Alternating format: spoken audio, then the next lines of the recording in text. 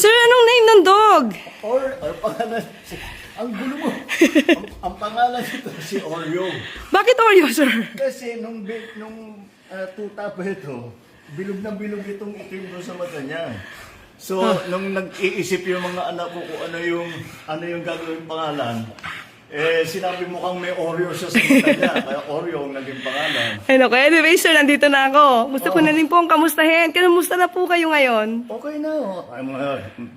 Ang giling ng mga doktor ko. Binigyan lang ako ng mga gamot. Tsaka patuloy pa rin yung aking antibiotics. Pero okay na ako. In fact, nakapag-EDC meeting na kami nung Lunes with most of the cabinet. So, I'm back in, pero medyo nagtatampo sa akin yung mga doktor ko. Kasi sinasabi nila, wag muna. Sabi ko, hindi ko naman pwede pagantayin lahat ng mga nangyayari. So, tinuloy ko na lang. And tomorrow, I have some meetings in the office. And tuloy-tuloy na. Pero sir, nabanggit sa akin ni Sec Dave, meron daw kayo na paniginipan. No. Parang may namimiss yata kayong food. Dahil, ang ano pa rito, kailangan for a few days, hindi ko pwedeng kumain ng solid food para matanggalan ng stress yung bituka mo. So, puro sabaw lang ako.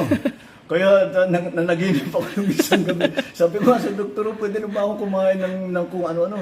Kasi nang naginip ako, nakakain ako ng steak. Yun lang ang iniisip ko.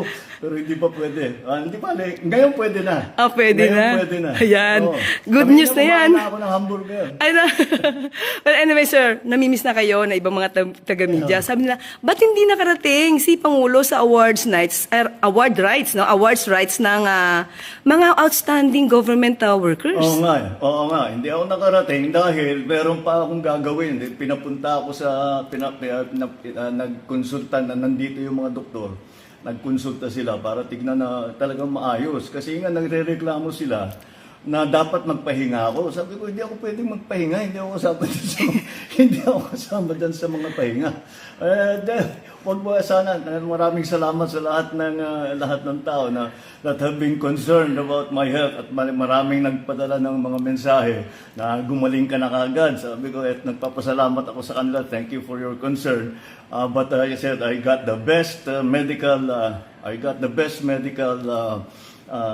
the best possible medical care that you can have, and that's why I'm already back in harness. Kaya tuloy-tuloy. Tomorrow gusto ko nang batiin yung PNP natin dahil bukas PNP anniversary the creation of the PNP, and I wanted to greet them all. In fact, I made a video of that earlier today.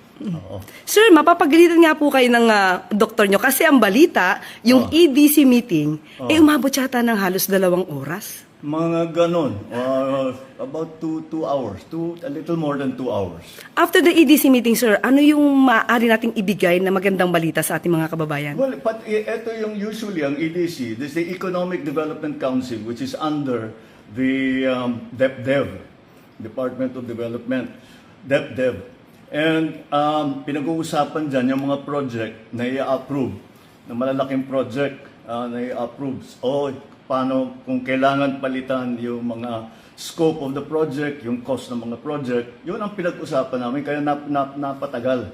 Pero usually ganyan talaga yan, 2 oras, kasi hindi pwedeng madaliin yan eh. You cannot rush that because importante masyado, and we're talking about some very important projects.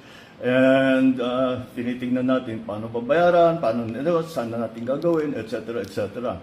And that's what we did. That's what we did last Monday. So after that, today, kaninang umaga, na-swearing ko na si General Natates at saka na-promote na siya sa 4-star General. Opo, congratulations, General Natates. Yes. Sir, after ng 2 hours, wala ba kayong naramdaman na masakit sa inyo? Wala naman. Dahil wala na naman akong nararamdaman eh. Kaya naman pumayag na ako nang gumawa ng meeting. Dahil kaya ko na naman eh. In fact, nung sinasabi magpahinga ka, medyo na-bored ako nung weekend. Sinasabi ko, no, I have to do something. Sabi ko, so binasa ko na lang lahat ng brief ko. So, Ayun. medyo up to date na ngayon ako. Ayun na, sir. Wala talagang pahinga kahit na merong nararamdaman. Dapat nga magpapahinga ako, pero hindi pwede. Importante. Maraming ginagawa. Yon. Sir, nabalitaan niyo na po ba itong si Kong Sandro nag-inhibit sa usapin tungkol sa impeachment? Ano po, nag-usap na po ba kayo? Hindi. Ang katotohanan, hindi nabalitaan ko sa news din. Hindi niya sinasabi sa akin. Pero tama yung ginagawa niya. That's very proper. Dahil I'm his father.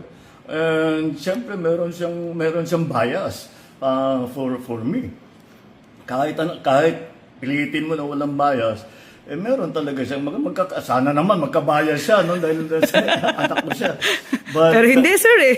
Hindi eh. Hindi, pero tama yan. He should recuse himself. He should remove himself from the process so that the process can be seen to be fair and proper. Ayan. Oo. Pero sir, ano ngayon ang masasabi niyo sa ating mga kababayan na nag-aalala sa inyong kalusugan? Ngayon. Don't worry. At yan lang yung yung sinasabi ko noon, yung sinabi ko sa inyo last week.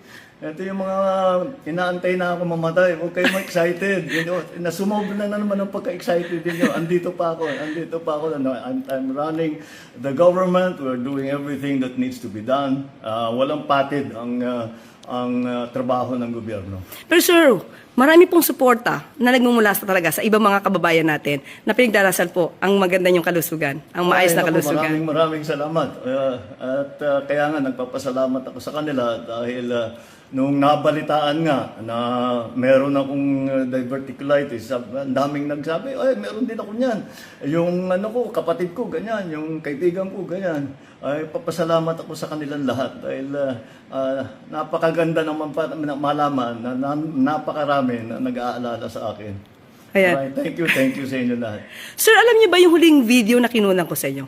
Akala ng iba, sa ganda yata ng pagkakagawa ko dito, using my cellphone, AI. Baka naman pwedeng magpa-selfie na lang ako, sir. Kaya ba, sir? Ayan o. Ayan ako. Hello po. Para... Hindi to AI. Hindi to Wow, AI. namayot talaga ako. Ako, sir, hindi. Kasi galing ako ikaw sa... hindi. Namayot ako dahil nga puro sabaw for 3 days. For 3 days. Pero saka, sir, Kaya naginip na nga ako ng steak. perfect. Pero sir, galing kasi kami sa Pasig River Esplanade. Oo. Kaya sabi ko, naku, pupunta ako kay Pangulo, amoy yata ako barbecue. Saka mga fishballs, ang dami po. Ang dami po nating kababayan na namasyan ngayon. Kasi Maganda. kahapon yung ribbon cutting Ribbon ni cutting. FL. Oo. So, ayan po. So, hindi po to AI. Yan yung talagang tinututukan niya. Opo. Oo. So, okay na po, sir. Thank you sige, po. Thank sige. you po. At Salamat, napagbigyan nyo ang aking request na makasama kayo ngayon. Thank you po. Sige, thank you, Claire. Maraming salamat. Magandang gabi po sa inyo lahat.